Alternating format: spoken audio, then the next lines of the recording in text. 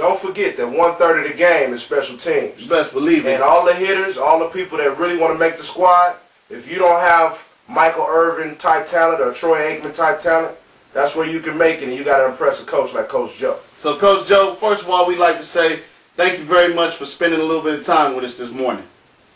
Oh, my pleasure, guys. Looking forward to it. All right. How did Mike get you convinced to be a part of 4th and Long? Was it a done deal once Mike asked, or did he have to say, hey, man, I don't want to be a part of no reality BS? Yeah, you know, the reality tag that is out there nowadays, because there's so many reality shows, when they put that tag on something, that kind of raises a flag to a lot of people, because some of the reality shows certainly are cheesy or not real classy, or Right. appears that way. It might have an audience, but it's certainly not the mainstream audience. Right. Whenever you put that tag on it, you got to beat back the perception. So, however, when Michael called and said, "Joe, I got a TV project. You'll be great for it. I want you to be part of it," I didn't hesitate. I think for a couple of reasons. Number one, I enjoy doing radio TV. I've done a lot over the years. It's something I really have a passion for. And probably the most part, I never questioned the fact that if Michael asked me to do something, he's not going to ask me to do something that's not first class. Okay, so Put me in a position, because of our relationship, he's not going to put me in a position of doing something that's half-assed. So I never hesitated one bit.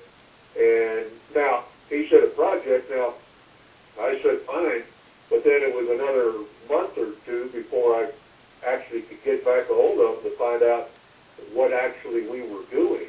okay. And then finally when he told me, I said, this is something to really look forward to. And I readily jumped on board, knowing that the whole project came about because of the relationship between Michael Irvin and Jerry Jones. Right, okay. Because there's a lot of people would like to tag into the Cowboy brand and the Cowboy name and all this stuff, but that doesn't happen very often. Jerry gave the final okay for the show because of Michael, and knowing that Michael would take care of the Cowboy name, etc. So it's kind of everything's kind of connected, and I really looked forward to it, and I wasn't disappointed. Hey, Coach, this is Hitman. I want to switch reels a little bit. I want to ask you a question about the gentleman that got cut this week, Preston.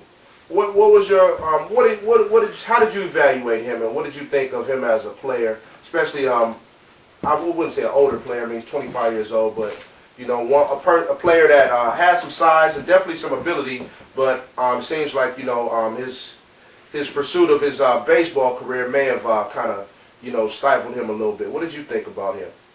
Well, I think you're right there.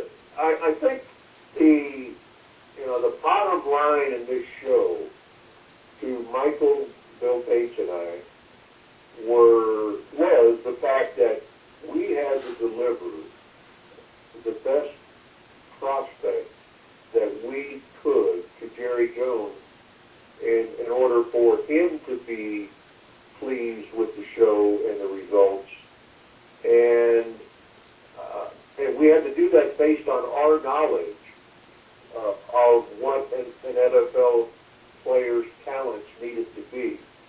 And so as we went through this process, we observed, we put guys through drills, we did this, we did that, and we tried to make judgments based on really what we felt the Cowboys needed athletically and so forth. Now, Preston, if you can pursue a baseball career and you also have football skills, you're a pretty darn good athlete. That's right. I mean, athletically, you're a pretty darn good athlete.